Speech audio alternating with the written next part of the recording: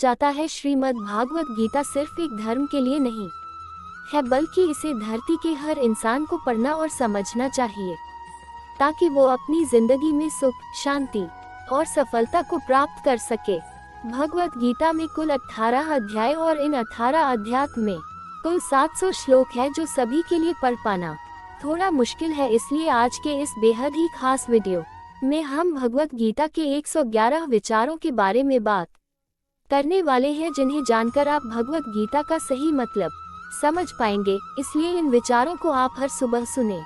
दोस्तों, अगर आप इस वीडियो का अधिक से अधिक लाभ पाना चाहते हैं, कृपया इसे हेडफोन लगाकर शांति से सुने। तो चलिए जानते हैं श्रीमद् भागवत गीता के 111 पावरफुल विचारों को। श्री कृष्ण कहते हैं कि मनुष्य को परिणाम के चिंता किए बिना, लोभ लालच बिना एवं निस्वार्थ और निष्पक्ष होकर अपने कर्तव्यों का पालन करना चाहिए। जिस तरह प्रकाश की ज्योति अंधेरे में चमकती है, ठीक उसी प्रकार सत्य भी चमकता है। इसलिए मनुष्य को हमेशा सत्य की राह पर चलना चाहिए। जिस मनुष्य के अंदर ज्ञान की कमी और ईश्वर में श्रद्धा नहीं होती, वो मनुष्य जीवन में कभी भी आनंद और सफलता को प्राप्त नहीं कर पाता। इच्छा पूरी नहीं होती तो क्रोध बढ़ता है, और इच्छा पूरी होती है तो लोभ बढ़ता है। इसलिए जीवन की हर स्थिति में धैर्य बनाए रखना। धर्म केवल रास्ता दिखाता है, लेकिन मंजिल तक तो कर्म ही पहुंचाता है। वह जो सभी इच्छाएं त्याग देता है, मैं और मेरा की लालसा तथा भावना से मुक्त हो जाता है, उसे शांति प्राप्त होती है। श्री कृष्ण ने कहा है, अगर तुम्हें किसी ने दुखी किया है तो बुरा मत मानना। लोग उसी पेड़ पर पत्थर मारते हैं जिस पेड़ पर ज्यादा मीठे फल होते हैं। स्वार्थ से रिश्ते बनाने की कितनी भी कोशिश करें, वो कभी नहीं बनते हैं, और प्रेम से बने रिश्तों को कितना भी तोड़ने की कोशिश करें, वो कभी नहीं टूटते। अगर व्यक्ति शिक्षा से पहले संस्कार, व्यापार से पहले व्यवहार और भगवान से पहले माता पिता को पहचान ले, तो जिंदगी में कभी कोई कठिनाई नहीं आएगी। जिस मनुष्य ने जवानी में बहुत पाप किए हैं, उसे बुढ़ापे में नींद नहीं आती। श्री कृष्ण कहते हैं कि मनुष्य को अपने मन को बार बार समझाना चाहिए कि ईश्वर के सिवा उसका कोई नहीं है। परिवर्तन इस संसार का नियम है। कल जो किसी और का था, आज वो तुम्हारा है, एवं कल वो किसी और का होगा। विषयों का चिंतन करने से विषयों की आसक्ति होती है, आसक्ति से इच्छा उत्पन्न होती है, और इच्छा से क्रोध होता है, क्रोध से सम्मोहन और अविवेक उत्पन्न होता है। जो कुछ हुआ अच्छे के लिए हुआ, जो हो रहा है अच्छे के लिए हो रहा है, जो होगा वह भी अच्छे के लिए ही होगा। मेरे लिए न कोई घृणित है और न ही कोई प्रिय, न कोई निर्धन है और न ही कोई धनी। बस जो भक्ति भाव के साथ मुझे याद करते हैं, मैं उनका हूँ और वो मेरे। आप वही है जिसमें आप विश्वास करते हैं। आप वह बन जाते हैं जो आप मानते हैं कि आप बन सकते हैं। अगर तुम अपना कल्याण करना चाहते हो, तो सभी तरह के उपदेशों, सभी धर्मों को छोड़कर मेरी शरण में आ जाओ, मैं तुम्हें मुक्ति प्रदान करूंगा। जिस इंसान के चारों तरफ नकारात्मक लोग रहते हैं, उस इंसान का मंजिल से भटक जाना तय है। जिंदगी में सब कुछ खत्म हो, बीता हुआ कल जीवन को समझने का एक अच्छा मौका है, और आने वाला कल जीवन को जीने का एक दूसरा मौका। अनुमान मन की कल्पना है, और अनुभव जिंदगी का सबक है। सच्ची खुशी तभी होती है जब आपकी सोच, कथन और कर्म में समानता हो। जैसे तेल समाप्त हो जाने पर दीपक बुझ जाता है, उसी प्रकार कर्म के क्षीण हो जाने पर भाग्य भी नष्ट हो जाता है। जब मेहनत करने के बाद भी सपने पूरे नहीं होते, तो रास्ता बदलिए। सिद्धांत नहीं, क्योंकि पेड़ भी हमेशा पत्ते बदलता है, जड़ नहीं। मौन सबसे अच्छा उत्तर है किसी ऐसे व्यक्ति के लिए जो आपके शब्दों को महत्व नहीं देता।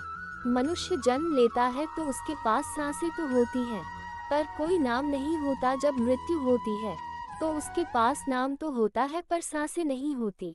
इसी सांस और नाम के बीच की यात्रा को जीवन कहते हैं। न किसी के अभाव में जियो, न किसी के प्रभाव में जियो। ये जिंदगी है आपकी, अपने स्वभाव में जियो।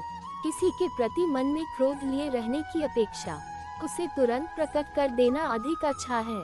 जैसे क्षण भर में जल जाना देर तक सुलगने से अधिक अच्छा है। मित्र गरीब है या अमीर मायने नहीं रखता, बल्कि वो आपके बुरे समय में आपका साथ कितना देता है, यह मायने रखता है। इंसान चाहे जितना भी खुद को व्यस्त रख ले, जिससे वो प्रेम करता है उसकी यादों से नहीं बच सकता। जब आप दूसरों के लिए अच्छा चाहते हैं तो वही अच्छी चीजें आपके जीवन में वापस आती है। यही प्रकृति का नियम है। समय कभी नहीं रुकता। आज यदि बुरा चल रहा है तो कल अवश्य अच्छा आएगा। आप केवल निस्वार्थ भाव से कर्म कीजिए और वही आपके हाथ में है। जिस व्यक्ति के विचार मैले हैं, जो लापरवाह है और धोखे से भरा हुआ है, कोई कुछ भी बोले, स्वयं को शांत रखे। धूप कितनी ही तेज हो, समुद्र सूखा नहीं करते। मनुष्य हमेशा अपने भाग्य को कोसता है, ये जानते हुए भी कि भाग्य से भी ऊंचा उसका कर्म है, जो उसके स्वयं के हाथों में है।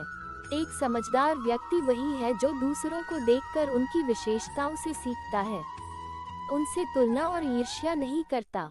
शस्त्र केवल शरीर को घायल कर देते हैं, किंतु शब्द आत्मा को भी घायल कर देते हैं। दुनिया में केवल माता और पिता ही ऐसे इंसान हैं जो चाहते हैं कि हमारे बच्चे हमसे भी ज्यादा कामयाब हो। दुख भोगने वाला आगे चलकर सुखी हो सकता है, मगर दुख देने वाला कभी सुखी नहीं हो सकता।